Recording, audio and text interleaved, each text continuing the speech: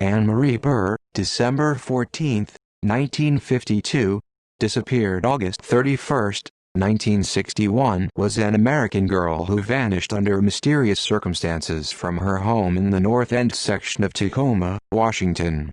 Burr's disappearance made national news headlines for years. Her case received renewed attention when it was theorized that serial killer Ted Bundy, who lived in Tacoma as a teenager at the time, might have been responsible for her abduction. The first of 4 children of a middle-class Catholic family, Burr was raised in Tacoma alongside her 3 siblings. On the night of August 30, 1961, Burr went to sleep in an upstairs bedroom of the family's home, which she shared with her 3-year-old sister. At some point during the evening, Burr awoke her mother, Beverly, notifying her that her younger sister, recovering from a broken arm, was crying. After comforting the 3-year-old, Beverly put both girls back to bed. At approximately 5:30 a.m. on August 31, the family realized that Anne was no longer in her bedroom. Searches of the home revealed the front door had been left ajar, a living room window open, and Anne nowhere to be found. Burr's disappearance sparked a significant manhunt, utilizing soldiers from nearby Fort Lewis, as well as members of the United States National Guard. Though several individuals were considered potential suspects in the years immediately following the disappearance, none led to Burr's recovery. After Bundy was apprehended in 1978, he was considered a suspect when it was revealed that Bundy, aged 14 in 1961, had lived near the Burr residence, delivered newspapers near Burr's house, and the Burr home was very close to one of Bundy's earlier childhood homes where his favorite great-uncle lived. A size 6 shoe imprint was found outside the open living room window. Some investigators believed this was consistent with a teenage perpetrator. After corresponding with Bundy prior to his 1989 execution, Burr's parents publicly stated that, based on circumstantial evidence, they believe their daughter's remains may have been buried on the University of Puget Sound campus. In 2011, forensic testing of material evidence from the Burr crime scene yielded insufficient intact DNA sequences for comparison with Bundy's. As of 2019, her whereabouts remain unknown. Life Anne Marie Burr was born December 14, 1952 in Del Norte County, California, into a Roman Catholic family. She was the first of 4 children, with 2 younger sisters, Julie and Mary, and 1 younger brother, Gregory, born to Donald and Beverly (née Leach) Burr. Disappearance on the evening of August 30, 1961, Burr and her 3 siblings were sent to bed around 8 p.m. by their parents, Donald and Beverly, at their home in the North End section of Tacoma, Washington, located at 3009 North 14th Street. Earlier that night, Burr had eaten dinner at the nearby home of a friend. Burr and her sister, Mary, age 3, shared an upstairs bedroom, while brother Gregory, age 5, and sister Julie, age 7, shared a bedroom in the basement. At some point during the evening, several members of the house reported hearing their pet Cocker Spaniel barking. In the early morning hours of August 31, Burr woke her parents in their first-floor bedroom, complaining that Mary was crying. At the time, Mary was healing from a broken arm, which was in a cast. Their mother Beverly recalled soothing Mary before sending both girls back to bed, though she could not determine the time this occurred. At approximately 5:30 a.m., Beverly realized that Burr was missing when they found Mary, who was crying again, alone in the bedroom. The front door of the home, which had been locked, was slightly ajar, while a small window in the living room was open. Grass from the front lawn was found inside the house. An overturned bench was discovered against the side of the home. Investigation. Initial search efforts. Upon searching the home, law enforcement noticed a table of figurines beside the open living room window was undisturbed, despite the appearance that someone had entered the home this way. A faint footprint was found near the overturned bench outside. Law enforcement estimated the shoe that made the print was likely a kid's sneaker, size 6 or 7. None of Burr's clothing or other personal items were missing from the home. It was determined that Burr had left the residence wearing only her blue nightgown, and a chain necklace with an engraved medal of Jesus and the Virgin Mary, an identification tag, and a medal of St. Christopher. On the morning Burr was reported missing, 100 soldiers from Fort Lewis, as well as 50 National Guardsmen from Camp Murray, aided local police in the search for the child. By 11 p.m., over 75 square blocks surrounding the Burr residence had been searched, included wooded areas, but no sign of her was found. Additionally, dive teams searched Commencement Bay for sign of her, but found nothing.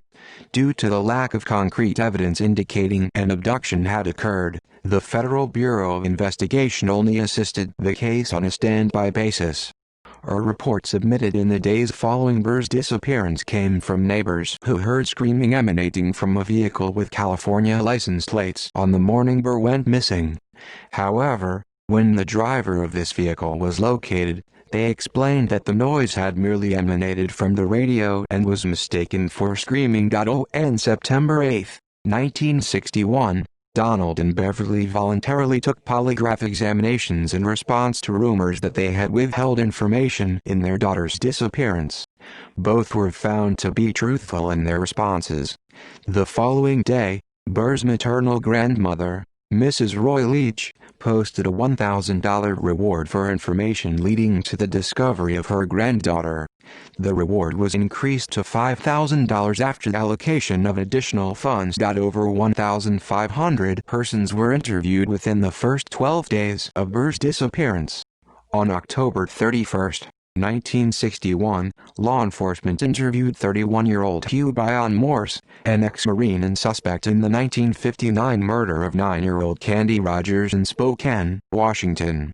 In June 1962, an employee at a service station in Portage La Prairie, Manitoba, directly across the U.S. border from Grand Forks, North Dakota, told law enforcement he saw a girl who appeared to be Burr, accompanied by a man and woman who spoke a little too sharply to be her parents. The employee claimed the girl mentioned that she was from Tacoma.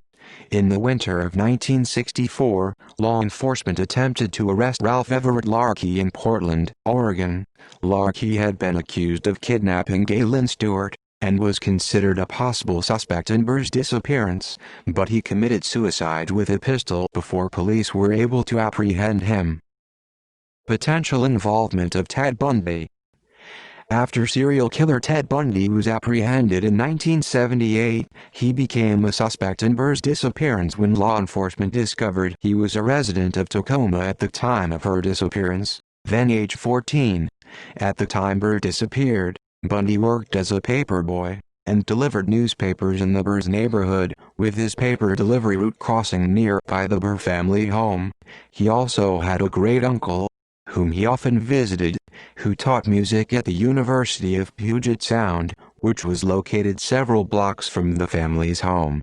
Bundy would have crossed very near to the house where Burr disappeared, as he had to pass 6th Avenue and N5 streets, where the office manager for the route was. An unknown size 6 shoe imprint was found outside the window from which Burr was abducted, consistent with a teenage perpetrator. When questioned in Burr's disappearance, Bundy told law enforcement that he wouldn't have hurt a little girl, and denied involvement. In 1987, Bundy confided to Keppel that there were some murders that he would never talk about because they were committed too close to home, too close to family, or involved victims who were very young. Burr's disappearance matched all 3 of these categories. Burr's parents told the media at this time that they believed their daughter's body had been buried in excavation sites on the University of Puget Sound campus, where construction was underway in 1961. However, they claimed neither they nor their daughter knew Bundy. Beverly Burr stated that, after 2 letter exchanges with Bundy while he was on death row, he avoided the real questions, talking instead about the Green River murders and world events. In one correspondence, Bundy insisted that, in 1961, he was a normal 14-year-old boy. "I did not wander the streets late at night. I did not steal cars. I had absolutely no desire to harm anyone. Donald Burr later told crime writer Ann Rule that he believed he saw Bundy in a ditch on the University of Puget Sound campus the morning of Anne Marie's disappearance. In 2011, contact evidence from the crime scene was compared to DNA samples of Bundy, but testing failed to link him to the Burr residence due to the fact that a full DNA profile could not be produced from the evidence. Aftermath. In July 1963, nearly 2 years after Burr's disappearance, her parents adopted an infant girl named Laura. Burr's family held a memorial service for her in 1999. Donald Burr died in 2003 at age 77. Beverly Burr died of congestive heart failure on September 13, 2008, at her residence in Tacoma. See also List of people who disappeared. References. Sources: Nordheim, Teresa, 2016. Murder and Mayhem in Seattle. Charleston, South Carolina. The History Press. ISBN 978-147-13660-0.CS1 maint. Ref Harv. Link. Rule, Ann, 2000. 1980. The Stranger Beside Me. New York. W. W. Norton and Company.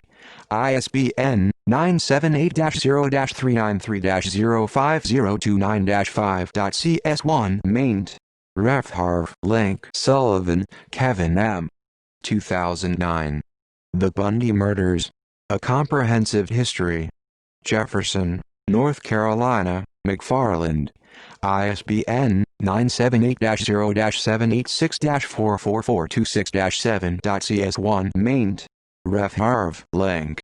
External links: Anne Marie Burr at Find a Grave.